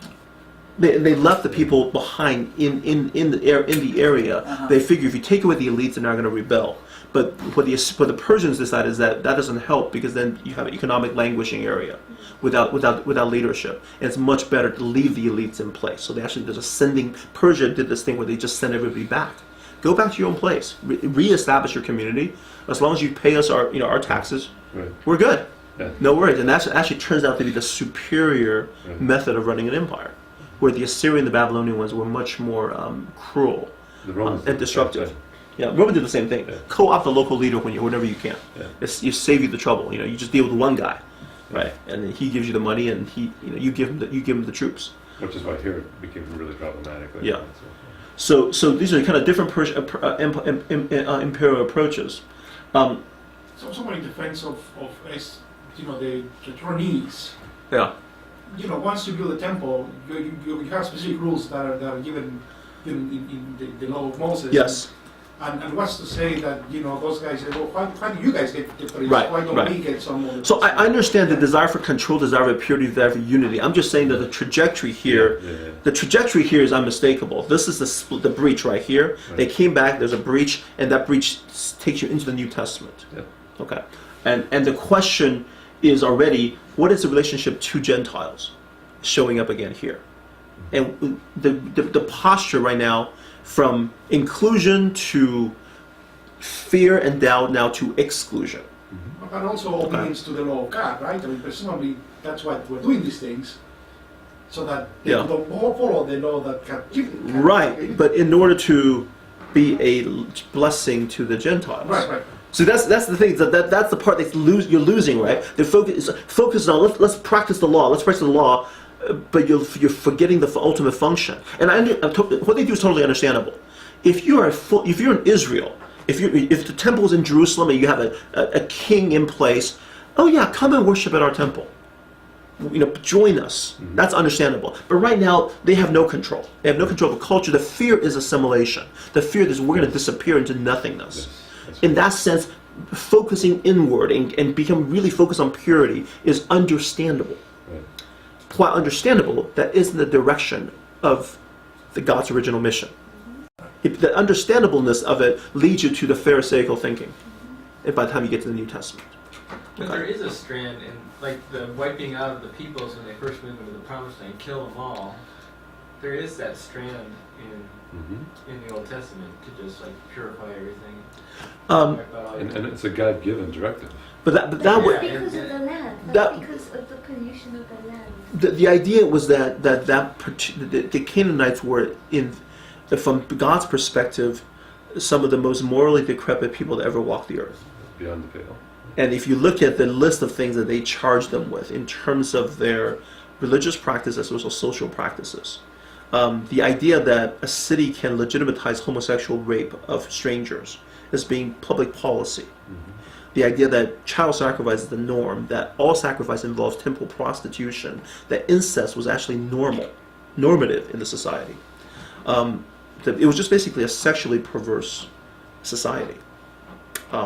That's what God has That's what the Old Testament paints the Canaanites. It says you're going in not because you're supposed to be way better. It's just they're so bad. You're serving as the purifier of this land for God.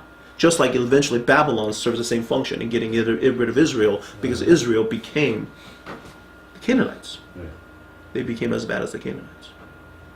When Manasseh sacrificed, the king of Israel sacrificed his own son in the temple of Yahweh, God says, game over. Yeah. We're done. We're done. Get out of here. It's the same idea. So no, it was never meant to be, it's not meant to be ethnocentric. Let's go let's kill the Canaanites. It's, here's a land that God wants to cleanse. You do it, and then you stay there and be a light to the nations. Of course, it's weird for God to choose that particular land to do that in, but okay.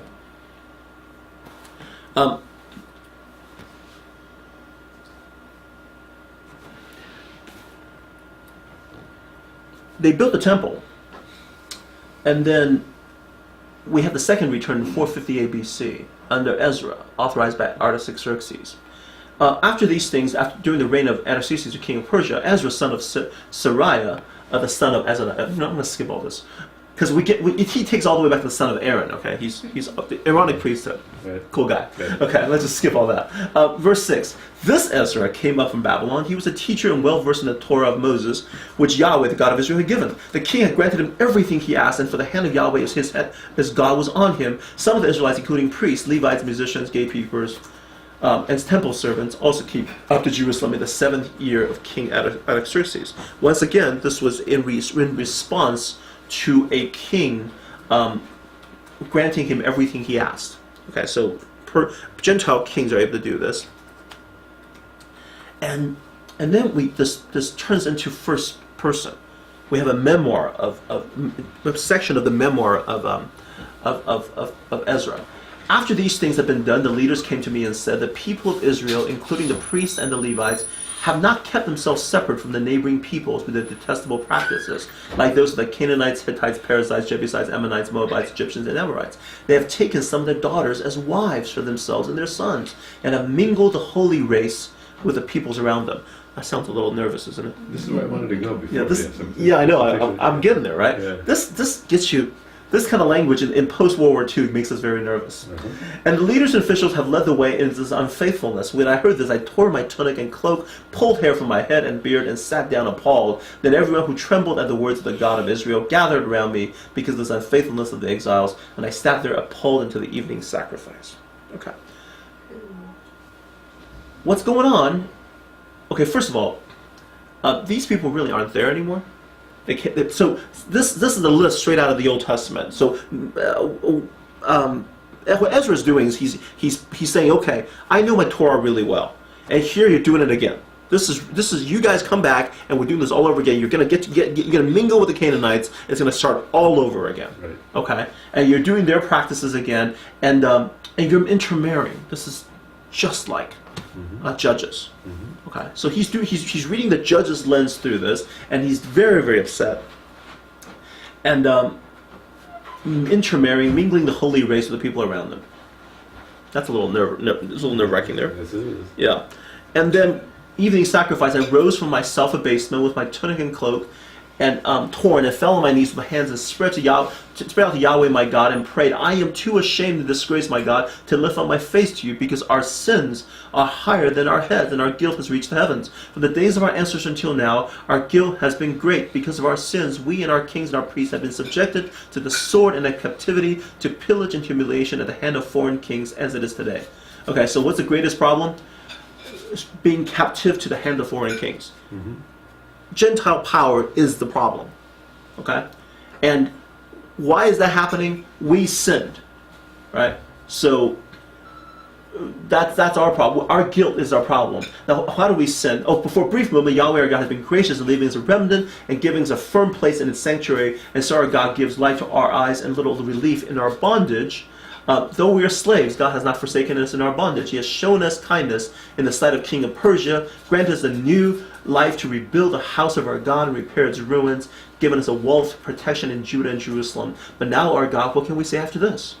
We have forsaken the commands you gave through your servants, the prophet, when you said, the land you're entering to possess is a land polluted by the corruption of its peoples. By their detestable practice, they have filled it with their impurity from one end to the other. Therefore, do not give your daughters in marriage to their sons, or take their daughters for your sons. Do not seek a treaty of friendship with them at any time, that you may be strong and eat the good things of the land, and leave it to your children as an everlasting inheritance. Okay, so he's definitely taking Judges, the story of Judges, right into this, or Joshua. Come in, don't intermarry, the land is polluted, you're there to clean it up. Don't get caught up in it. Strong Right? boundaries, very strong boundaries. That's Ezra's reading of this return. Okay. What has happened to us is a result of our evil deeds and our great guilt, and yet our God, you have punished us less than our sins deserve, have given us a remnant like this. Shall we then break your commands and intermarry with the peoples who commit such detestable practices? Will you not be angry enough with us to destroy us, leaving us no remnant or survivor? Yahweh, the God of Israel, you are righteous. We are left this day as a remnant. Here we are before you in our guilt, though because of it, not one of us can stand in your presence. Okay. So the theology, I think this is pretty clear, right? We have a new Exodus, we have a new Joshua, and we have a new Judges. We have a situation, the history is now replaying itself, and Ezra's reinterpreting history through this lens. Okay? And he says, look, it's happening all over again. God gave us a chance to get out of there. We come back here, and the people here are polluted, and we're intermarrying with them. We're mixing it up again. And we need to stop that. Okay. So the solution...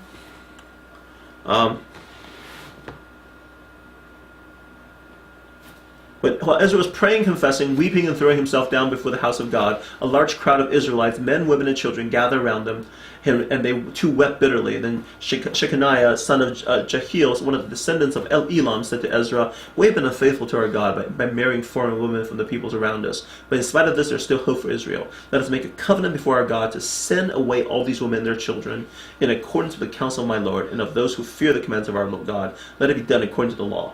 Rise up. This matter is in your hands. We will support you, so take courage and do it." We're going to dump all the foreign wives and children. Ouch.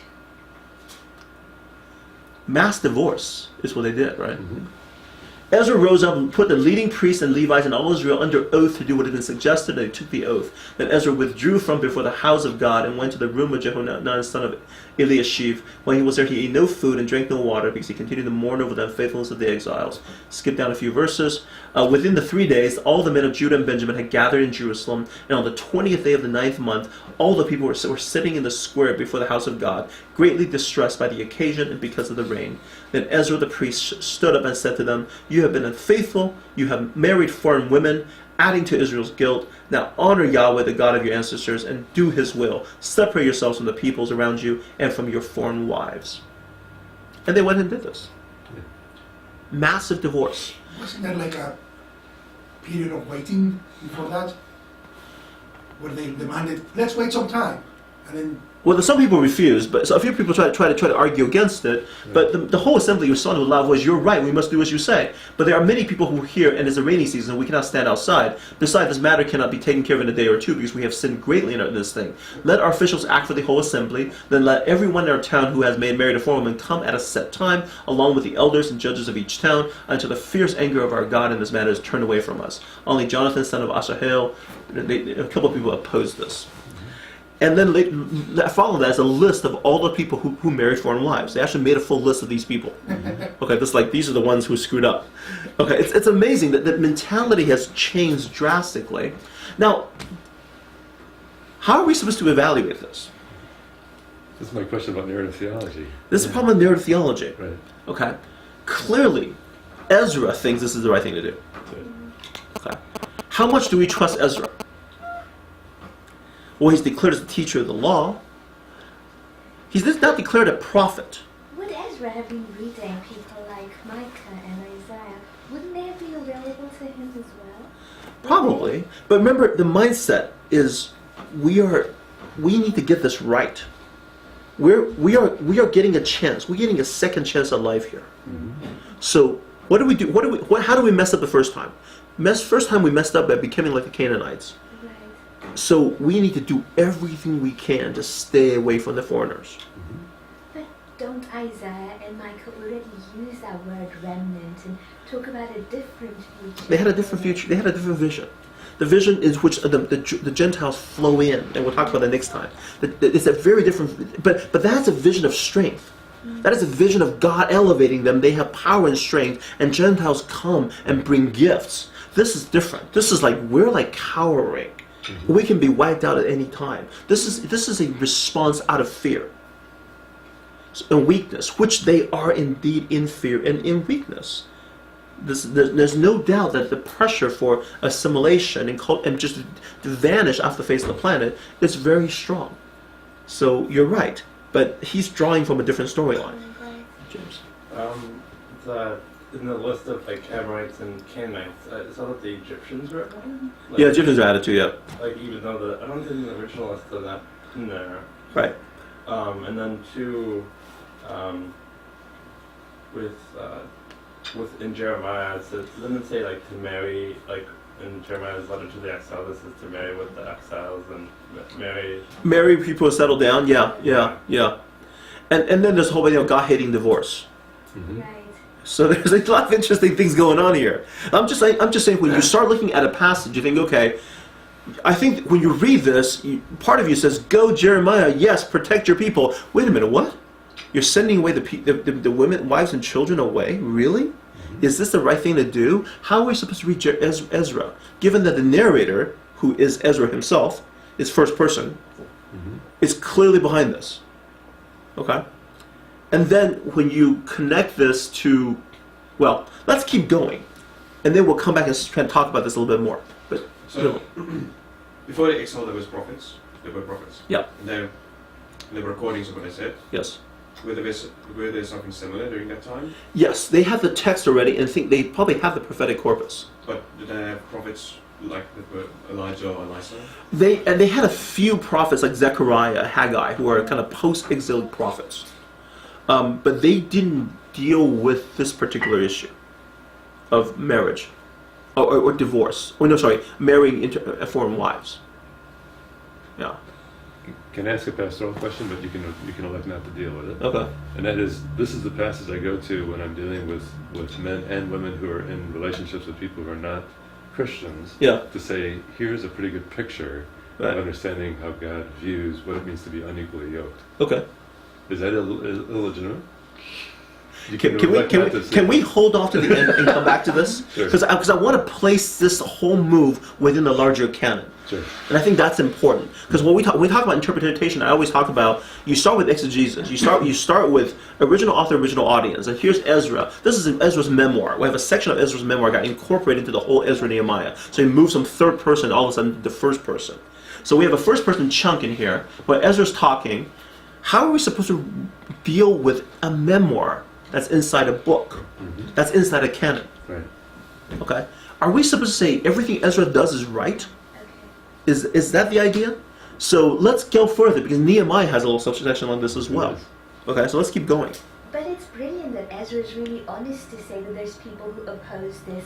So there's already sort of tensions. There's Well, tension. that That's the word as well. narrator being honest, not the memoir being. Well, it could be. I think he's still talking about I, right? Right. So he's recording these guys. So the interesting idea is he recording them for the purpose of shaming them? Exactly. But whether But he is or not, is he? but it's there. There's The Holy opposition. Spirit has put Yes, that there. I agree with you. So I agree. There's two levels of interpretation here. There's a level of interpretation of exegesis, understanding what Ezra's trying to do. Yeah. Ezra's trying to shame them. Within the canon, when we look at all of the Old Testament and New Testament together, you can't get around that this is the starting point of Pharisaism. And I'll show you in a bit what I mean by that. And the New Testament, that out of the Old Testament really comes out the stream of one of ethnocentric fear and another stream that says universal inclusion. And these two streams flow out of the Old Testament, and it gets and it collides in the New Testament, and it resolves itself. So the Old Testament, that idea that the Old Testament can have multiple themes that are somewhat in conflict, in tension, flow out of it, and then gets resolved in the New Testament, changes how we read the Old Testament. Because just like I would say, look at the book of Job. Lots of different ideas are flowing in there. Some are right, some are wrong. Okay? They're wrong ideas that are expounded. And the narrator intends for you to understand this being wrong. Where is this? In the book of Job. Okay. Right. That's clear. That's clear. Yeah. This is harder to see. Well, because Yeah. it's emphatically Yeah. judged in Job. Yes. We don't get it here. We don't get it here. Yeah. Well, we get it in New Testament. But let's keep going. We'll get a little clearer on what the issue is. Which we moved to. By the way, this is how Ezra ends. Ezra ends with the mass divorce. Okay, this is how the book ends. We build a temple, and then boom, the divorce is done, and so forth. And then Nehemiah comes along. And once again, I want to include the section in which the power of the Gentile kings. That is the backdrop to everything. You can't, and everything begins with this interaction with the king. In the month of Nisan, the 20th year of King Artaxerxes, when wine was brought for him, this is Nehemiah, I took the wine and gave it to the king. I had not been sad in his presence before, so the king asked me, "Why does your face look so sad when we're not ill? This cannot be nothing but sadness of heart." I was very much afraid, but I said to the king, "May the king live forever. Why should my face not look sad when the city of my ancestors are buried lies in ruins and its gates have been destroyed by fire?" The king said to me, "What do you want? What is it you want?" Then I prayed to God in heaven, and I answered the king, "If it pleases the king, and if your servant has found favor in his sight, let him send me to the city in Judah where my ancestors are buried so that I can rebuild it." So Nehemiah, as a servant to the Persian king, finds out that the walls of Jerusalem are in ruins, and decides that he wants to go rebuild it. He talks to the king and gets that to happen. Okay. So the third return, 445 BC, under Nehemiah, once again authorized explicitly by the Persian king, and his job to rebuild the wall. Now, that's the first part of Nehemiah, 1 through 7, rebuilding the wall, and then there's the section on Ezra, reading the Torah to everybody and translating it for people, because people don't really speak Hebrew anymore, they all speak Aramaic. And then there's an interesting section. This is where how Nehemiah ends. Okay, Nehemiah's ending on these really interesting notes. And here's one of them. I think on that day, the book of Moses was read aloud in the hearing of the people, and there was found written that no Ammonite or Moabite should ever be admitted to the assembly of God. Which passage are they looking at? The verse we saw, Deuteronomy, right? They saw that one. They said, "Oh, because they had not met the Israelites with food and water, but had hired Balaam to call a curse down on them, or our God had returned their curse into a blessing." When the people heard this law, they excluded from Israel all who were foreign of descent. You see what's going on here? Well, in Ezra and Nehemiah, we're dealing with a reinterpretation, a reading of Torah, reapplication of Torah to a new situation, and they're taking a particular line through it. What is that line? That line is fairly strongly xenophobic. What is foreign is dangerous. Okay? So if you want to think about hermeneutically, if you want to talk about the Torah, Genesis through Deuteronomy, how do you read it? Do you read it as this is a story about faith and about God's attempt to save the world? Or is it a story about God's appointment of a people and they failed because they intermix with other people? They really need to stay pure to themselves. Okay? Now, which story is dominant? If you read the story that's dominant, one about universal salvation, then it's like, oh yeah, why would we want to exclude people who are foreign? We want to bring them in so that we demonstrate to them that God's faithfulness. They become part of us. They're blessed. But if you read it as we're weak and we're going to fall apart if we mix with them, then keep everybody out. So we read that passage and go, holy cow, no Ammonite, no Moabite. So what do? Exclude the Egyptian. We exclude everybody. Right. Right? It's called. This is the beginning, the starting point of what is called hyper-Torah observance. Hyper-Torah? Yeah, observance. This is what calls. The program is you take the Torah and you supercharge it. Right. Right? So don't take your Lord's name to vanity. Let's never say the name. Right? So you should never say Yahweh. So let's just call always, and when we see it, we read Adonai. So that practice started during exile and post-exile. So that today we don't know God's name and how to pronounce it properly. We think it's Yahweh. It's a good guess. Okay, the name's lost, but because you don't want to say it. Previously, do not boil a young goat in his mother's milk. Right. becomes meat and milk, dairy product are separate. Hypercharged law, so that you never possibly break it. Because after all, milk is mixed up into the big vats. How do you know, right? Yeah. And meat, how do you know whether they're related or not? So let's just never have meat and milk together, right? So how do you make sure that the Sabbath laws are not broken? Well, let's lay down exact prescriptions on how far you can travel. Create all these rules in which Torah observance is laid out properly, so that nobody can break it. But do you ever see an example in the Old Testament where God is so concerned about small details of a sin? That's just a problem that God is not. But, The- you know, Huh? Well, I would say. Look at David, he's allowed to eat the shewbread. Well, that's what Jesus points out, right? That's the example that Jesus points to. So within the storyline, you can read different things from it.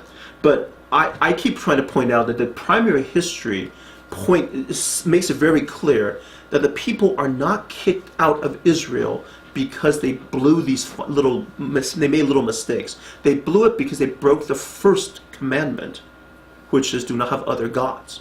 That's primary history's drive. Right. They failed in the number one, loved God. They don't do that. So it's like forgetting your wife's birthday versus having an affair. There's a difference. Right. And the Old Testament, they would keep having affairs, and God says, forget this is not working. Versus, they're now worried about, let's make sure that I always bring a rose home for Valentine's Day. They're just worried about the details. Go ahead. So I really appreciate what you're doing here, Charles, and I think this is really helpful. It is one of those things, though, just to point out that Rahab and Ruth, their stories are powerful to us because there was a conversion.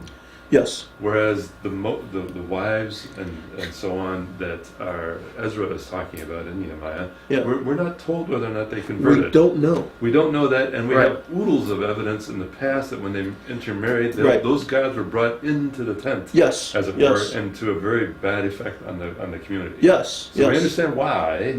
So like I said, I Yeah. totally understand where they're coming Yeah, from. yeah. But they're coming from a strength of weakness, not of strength. But even if you're strong, Right. though, when is it ever a good idea to marry somebody who isn't converted? Right. But again, I mean, Yeah.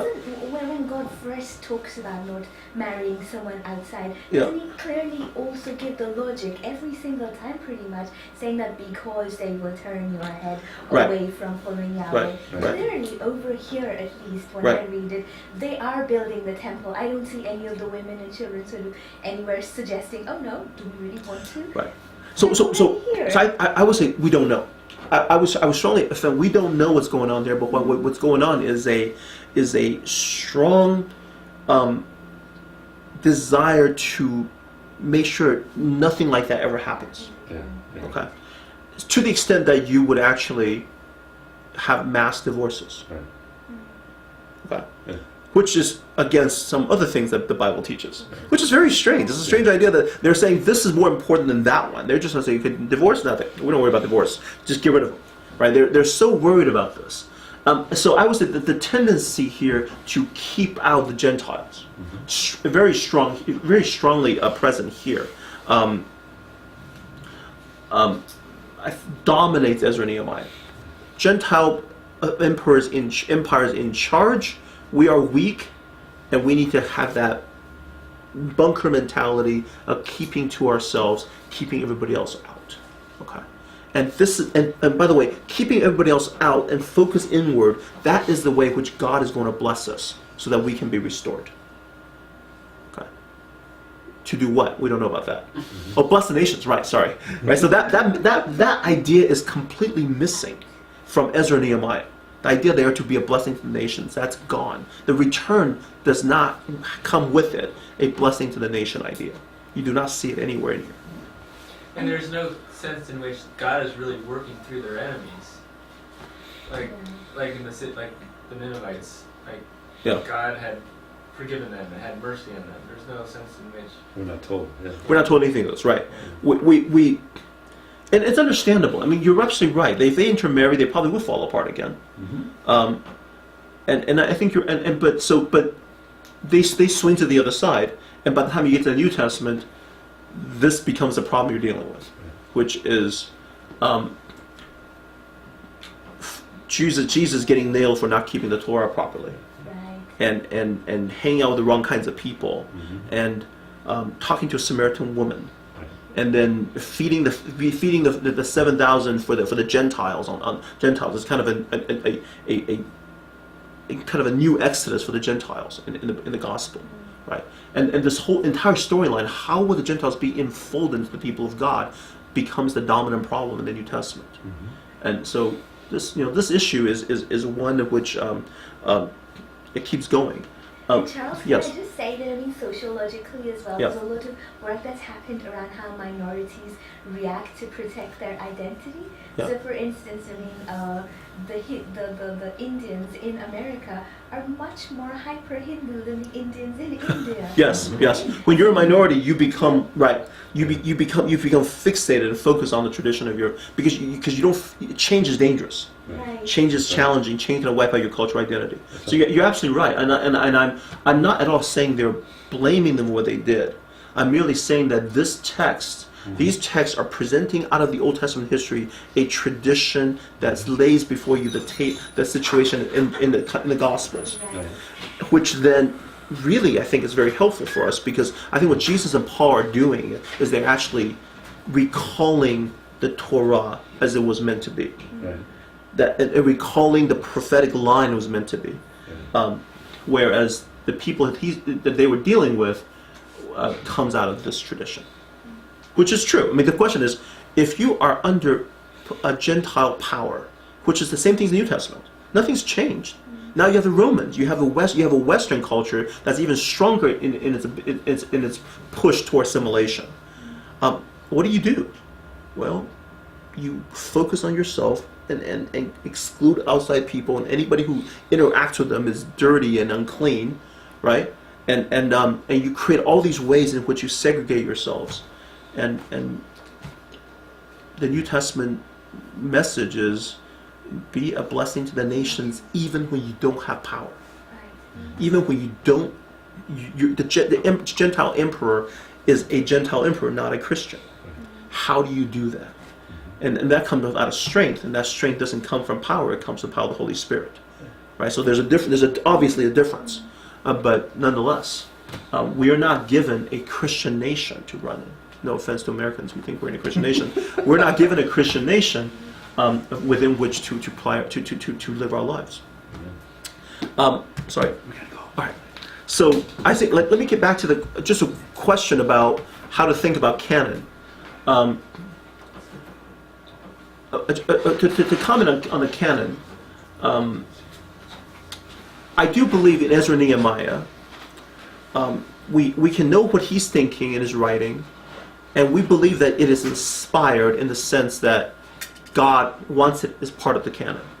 But inspiration does not mean that everything that the narrator is trying to say is what God is trying to say. Okay, that's what we're creating a situation here.